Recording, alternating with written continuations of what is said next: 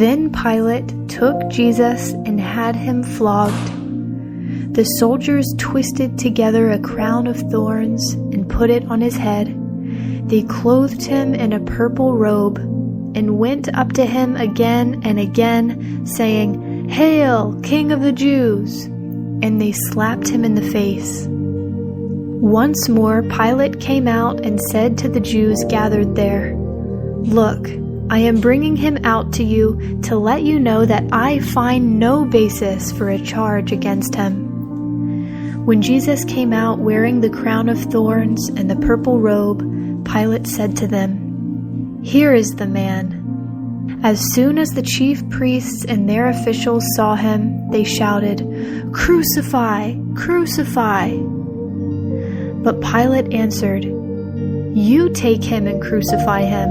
As for me, I find no basis for a charge against him." The Jewish leaders insisted, "We have a law, and according to that law, he must die, because he claimed to be the Son of God." When Pilate heard this, he was even more afraid, and he went back inside the palace. "Where did you come from?" he asked Jesus. But Jesus gave him no answer. "Do you refuse to speak to me?" Pilate said. "Don't you realize I have power either to free you or to crucify you?" Jesus answered, "You would have no power over me if it were not given to you from above. Therefore, the one who handed me over to you is guilty of a greater sin." From then on, Pilate tried to set Jesus free, but the Jewish leaders kept shouting, "If you let this man go, you are no friend of Caesar. Anyone who claims to be a king opposes Caesar." When Pilate heard this, he brought Jesus out and sat down on the judge's seat at a place known as the Stone Pavement, which in Aramaic is Gabbatha. It was the day of preparation of the Passover. It was about noon. "Here is your king," Pilate said to the Jews. But they shouted, "Take him away! Take him away! Crucify him!" "Shall I crucify your king?" Pilate asked.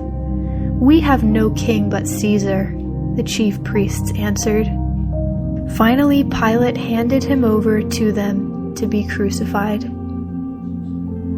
So the soldiers took charge of Jesus. Carrying his own cross, he went out to the place of the skull, which in Aramaic is called Golgotha. There they crucified him, and with him 2 others, one on each side and Jesus in the middle. Pilate had a notice prepared and fastened to the cross. It read, "Jesus of Nazareth, the King of the Jews." Many of the Jews read this sign, for the place where Jesus was crucified was near the city, and the sign was written in Aramaic, Latin, and Greek. The chief priests of the Jews protested to Pilate, "Do not write the King of the Jews, but that this man claimed to be the King of the Jews." Pilate answered, "What I have written, I have written." When the soldiers crucified Jesus, they took his clothes, dividing them into 4 shares, one for each of them, with the undergarment remaining. This garment was seamless, woven in one piece from top to bottom. "Let's not tear it," they said to one another. "Let's decide by lot who will get it." This happened that the scripture might be fulfilled that said, "They divided my clothes among them and cast lots for my garment." So this is what the soldiers did. Near the cross of Jesus stood his mother's sister, Mary, the wife of Clopas, and Mary Magdalene. When Jesus saw his mother there and the disciple whom he loved standing nearby, he said to her, "Woman, here is your son." And to the disciple, "Here is your mother." From that time on, this disciple took her into his home. Later, knowing that everything had now been finished, and so that Scripture would be fulfilled, Jesus said, "I am thirsty."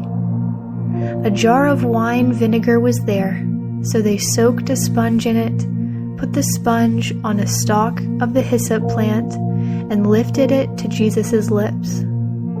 When he had received the drink, Jesus said, "It is finished." With that, he bowed his head and gave up his spirit. Now it was the day of preparation, and the next day was to be a special Sabbath. Because the Jewish leaders did not want the bodies left on the crosses during the Sabbath, they asked Pilate to have the legs broken and the bodies taken down. The soldiers therefore came and broke the legs of the first man who had been crucified with Jesus, and then those of the other. But when he came to Jesus and found that he was already dead, they did not break his legs. Instead, one of the soldiers pierced Jesus' side with a spear, bringing a sudden flow of blood and water. The man who saw it has given testimony, and his testimony is true. He knows that he tells the truth, and he testifies so that you also may believe.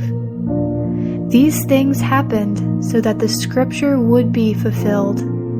Not one of his bones will be broken.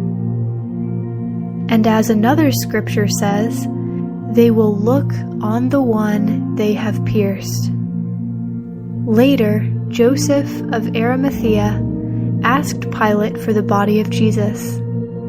Now Joseph was a disciple of Jesus, but secretly because he feared the Jewish leaders. With Pilate's permission, he came and took the body away. He was accompanied by Nicodemus, the man who earlier had visited Jesus at night. Nicodemus brought a mixture of myrrh and aloes, about 75 pounds. Taking Jesus' body, the two of them wrapped it with the spices in strips of linen. This was in accordance with Jewish burial customs. At the place where Jesus was crucified, there was a garden, and in the garden a new tomb, in which no one had ever been laid. Because it was the Jewish day of preparation, and since the tomb was nearby, they laid Jesus there.